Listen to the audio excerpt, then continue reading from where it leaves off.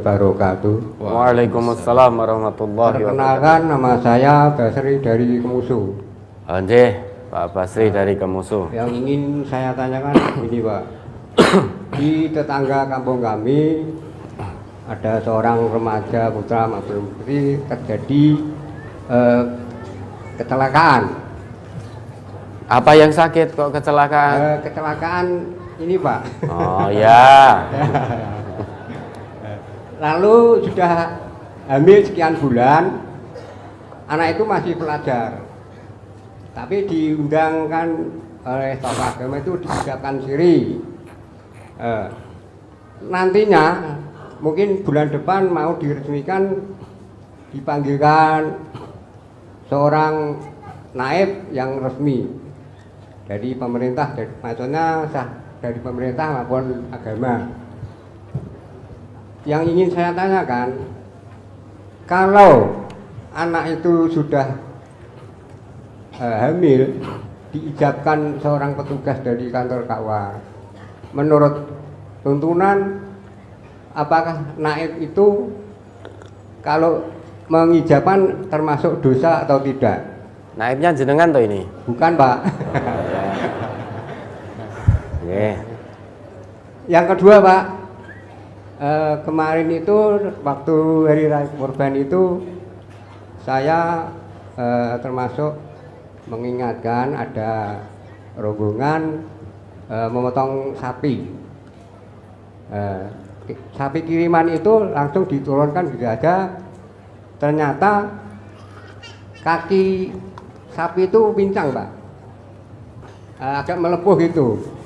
Terus saya bisik-bisik pada teman itu, ini kalau untuk korban itu nggak sah, caranya nggak memenuhi syarat pincang. Di samping itu ngiler terus gitu Pak.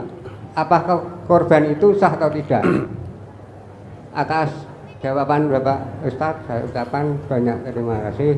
Wassalamualaikum warahmatullahi wabarakatuh. Waalaikumsalam warahmatullahi wabarakatuh. Nah itu jadi untuk korban sapinya tadi jadi dibelah. Jadi Pak.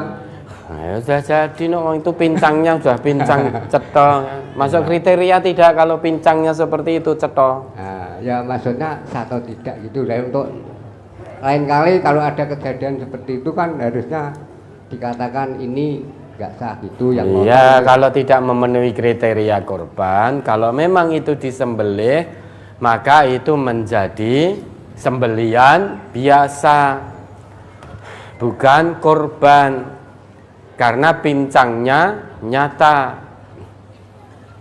maka tidak sah untuk korban. Nah kalau ternyata ya tetap disembelih, maka itu menjadi sembelian biasa. Kemudian yang pertama, sepasang muda-mudi kecelakaan, artinya zina, gitu saja zina. Oh, mendadak kecelakaan. Iya. Sudah terang-terangan saja zina. Loh, bahasa Quran kan begitu. Bahasa hadis juga begitu, zina. Enggak ada bahasa Quran kecelakaan. Adanya az-zaniyatu waz-zani fajlidu kulla wahidin minhuma mi'ata jaldah. Itu bahasa Al-Qur'an.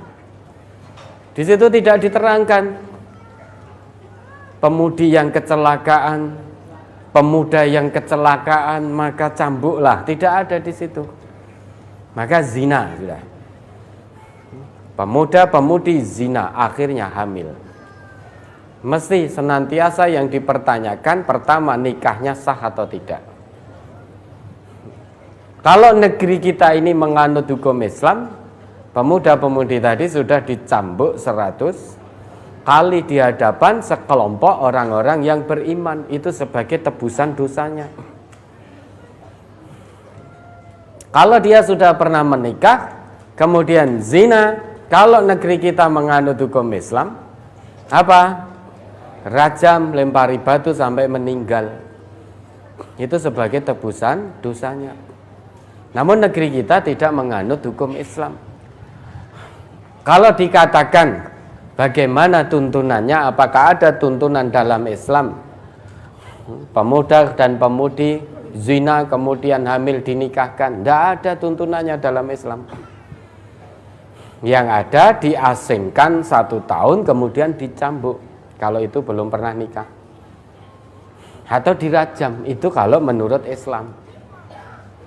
Karena negeri kita tidak menganut hukum Islam, maka yang ada sekarang dinikahkan, kan penak hukumannya. Misalkan sekarang hubungan laki dan perempuan tidak mendapat izin dari orang tua, akhirnya wis yo kumpul kebo zina wae engko ganti grebek masyarakat engko nak dinikahke. Kalau dinikahkan nanti nak orang tua kita setuju, tidak ada pilihan lain bagi orang tua. Karena hukumannya terlalu enak, kepenaan. Kalau ditanyakan tuntunan Islam tidak ada. Zina kemudian dinikahkan itu tidak ada. Namun demikian, negeri kita tidak menerapkan hukum Islam. Untuk memutus perzinahan itu ikhtiarnya secara istihadi dinikahkan pasangan itu, pasangan zina itu. Yo pas no. Ya, laki-laki pezina dapat perempuan pezina. Lah naibnya dosa apa tidak? Tidak, naibnya hanya menikahkan. Nah, maka secara istihadi ada ulama yang mengatakan nikahnya tetap tidak sah sebelum perempuan tadi melahirkan. Ada ulama pendapat kedua mengatakan nikahnya sah selama yang menikahi laki-laki yang menghamili. Kalau yang menikahi laki-laki yang bukan yang menghamili, maka nikahnya tidak sah. Lah tinggal yang menikahi tadi laki-laki yang menghamili apa tidak? Kalau yang menikahi laki-laki yang menghamili berpegang pada pendapat para ulama tadi, yang menikahi yang menghamili maka nikahnya sah. Kalau yang menikahi bukan yang menghamili, nikahnya tidak sah. Lah kita pilih yang mana?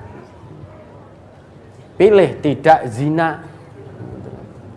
Hamil itu nanti sesudah akdu nikah, sesudah ijab qabul. Maka jaga putra-putri kita dengan baik.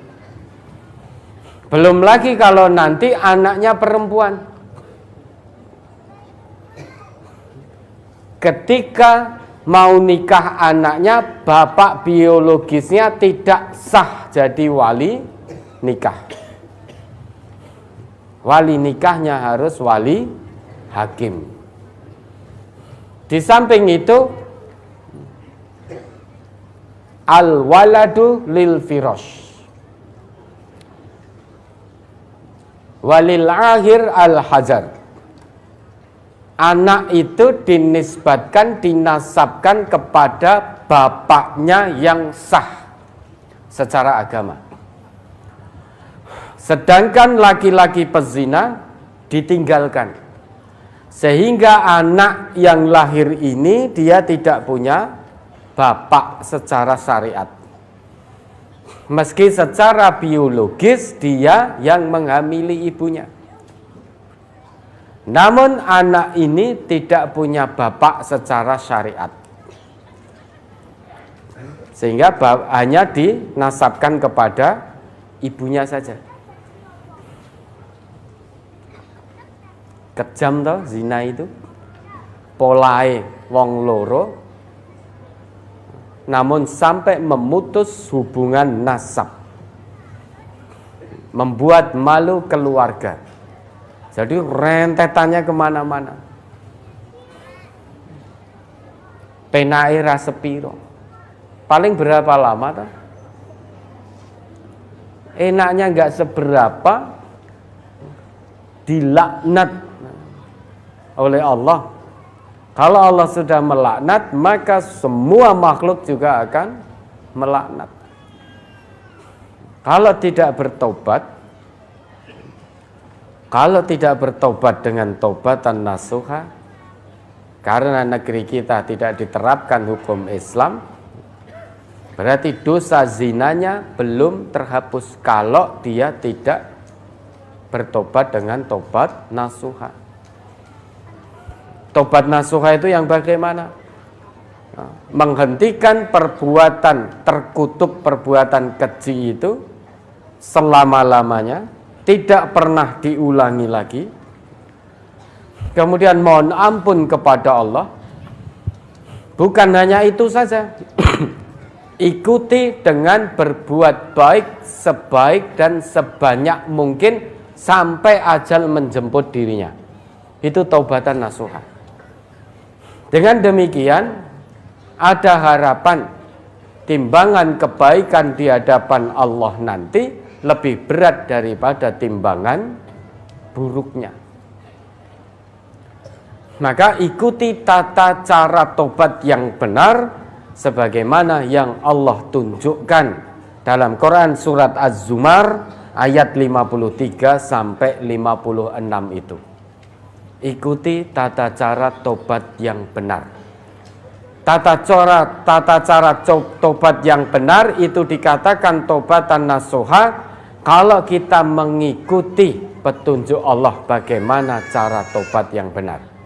Az-Zumar 53, 56. Ikuti dengan penuh keikhlasan.